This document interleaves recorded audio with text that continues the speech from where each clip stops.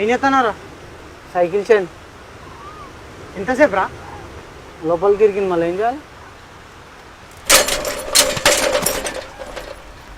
ఏం కొట్టదంట చేయను కూడా.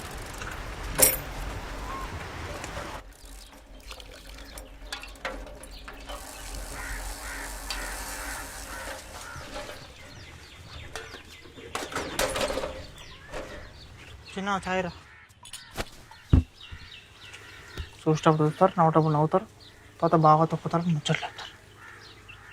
నేను చెప్తాను కొట్టుకో, చెప్పమని చెప్తాను చెప్తానే ఉన్నప్పటికీ రావు రావు రావు.